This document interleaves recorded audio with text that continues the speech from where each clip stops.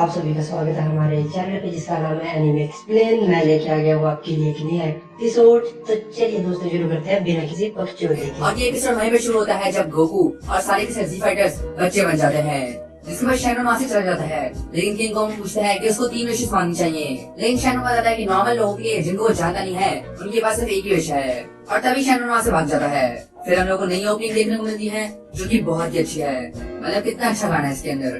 King Kong ये सुनकर बहुत गुस्सा होता है कि शैनोन ने उसकी विश नहीं मांगी कि उसके पास भी ये थर्ड आ जाए, और वो ये देखकर नमैकियन पे गुस्सा हो जाता है।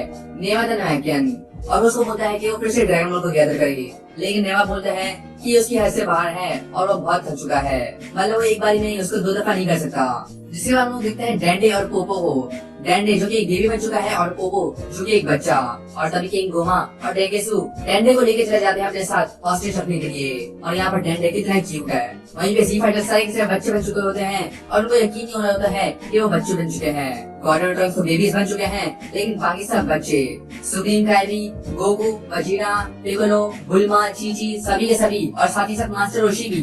तभी गोकू उड़ने की कोशिश करता है लेकिन वो उड़ नहीं पाता क्योंकि वो अपनी बॉडी को बैलेंस नहीं कर पा रहा होता है और वो नीचे गिर जाता है। और यही बात बताता है मास्टर रोशी गोकू को। तभी सुप्रीम काइकमैन से वो टेलीपोर्ट ले जाते हैं पोपो के पास, और मिस्टर पोपो बताता है कि कुछ अजीब लोग आए थे जो कि बता रहे थे कि वो डीमन रेम से हैं, और उन्होंने विश मांगी कि सब बच्चे बन जाएं, और वो तभी डेंडे को ले गए। और ये देखकर सभी शॉक हो जाते हैं और सुप्रीम का वो डीमन रेम के बारे में पता होता है। और मुझे तो यकीन नहीं हुआ क्योंकि शिन दुनिया का सबसे बेकार एक्टर है, इसको सच में पता है कुछ। वाओ। और जब मिस्टर पोपो डेगेसु के बारे में बताता है तो सुप्रीम का को उसके बारे में पता होता है, और जब फिर पोपो नेवा के बारे में बताता है तो पिकोलो उसके बारे में पता होता है।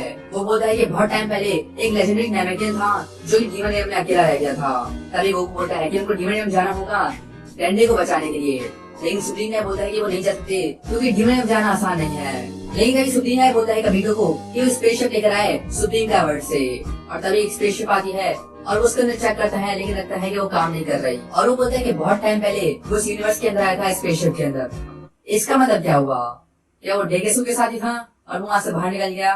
पता नहीं यहाँ पे क्या हो रहा है, लेकिन जो भी हो शिप खराब है और उसको कौन फिक्स करेगा? बुल्मा। तभी वशिका और बुल्मा भी यहाँ पे आ जाते हैं और बुल्मा वहाँ पे चेक करने लग जाता है। और हमें पता चलता है कि जब गोकू और माचिनो लड़ रहे थे उसी की वजह से स्पेसशिप खराब हुई होगी, लेकिन बुल्मा बताती है कि इसको ठीक करने में 10 दिन लग जाएंगे। और तभी 2 डेज लेटर हम लोग देखते हैं गोकू को जो कि ट्रेनिंग कर रहा होता है और प्रैक्टिस कर रहा होता है फाइटिंग करने की। वो दीवार को मारने की कोशिश कर रहा होता है, लेकिन वो नोटिस करता है कि उसके पैर बहुत ही छोटे हैं और वो हिट भी नहीं कर पा रहा। और तभी इसको एक आइडिया आता है और वो चला जाता है वहाँ पर, और तभी वो वहाँ से चला जाता है। और तभी सवाल आता है कि जिन जिन के पास भी पॉइंट ईयर्स हैं वो डीमन गेम से हैं, लेकिन इसका जवाब होता है नहीं, क्योंकि इस हिसाब से तो सेंस भी डीमन गेम से हैं क्योंकि उनकी ग्रेटेड फॉर्म के अंदर पॉइंट ईयर्स होते हैं। लेकिन ऐसा बिल्कुल भी नहीं है, लेकिन एज्यूम कर सकते हैं कि ज्यादातर में होता है, जिसका मतलब मोना का भी डीमन। फिर कबीटो क्या बताता है कि बहुत टाइम पहले डीमन गेम से बहुत से लोग वहाँ से बाहर निकलना चाहते थे और तभी वहाँ से बाहर निकलने लगी और मॉडर्न गेम के अंदर घूमने लग गए, लेकिन तभी इसको फॉरबिडन कर दिया गया और तभी से वहाँ से बाहर निकलना बंद कर दिया गया। वहीं गोकू जाता है कोरिन के पास और वहाँ से उसके पास जाता है और उससे पूछता है पोल के बारे में, लेकिन पावर पोल वहाँ से गायब होती है और कोरिन बताता है कि उसने वो मास्टर रोशी को दी थी। और तभी गोकू मास्टर रोशी के पास जाता है और उससे पूछता है कि वो कहाँ पर है, और वो पावर पोल से अपने कपड़े सुखा रहा होता है और उसको गोकू लेकर आ जाता है। और तभी गोकू अपनी पावरफुल वाली स्किल्स दिखाता है सबको और दिखाता है कि कैसे उसको एक्सप्लेन कर सकता है। तभी सब वो लोग खाना खाने लग जाते हैं और मजे करने लग जाते हैं।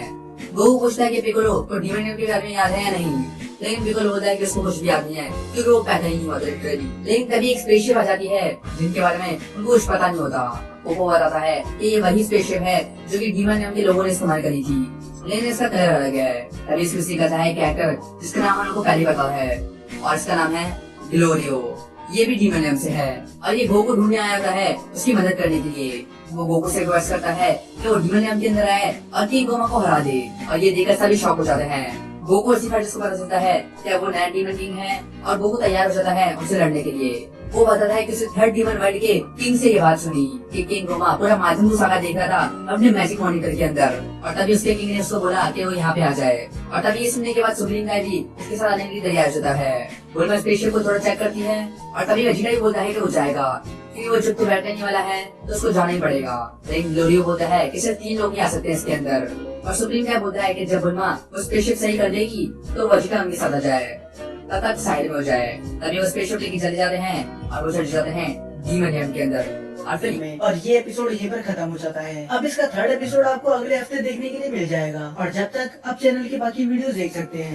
अब मिलते हैं आपसे अगले एपिसोड में, तब तक के लिए stay tuned, stay mad, sayonara.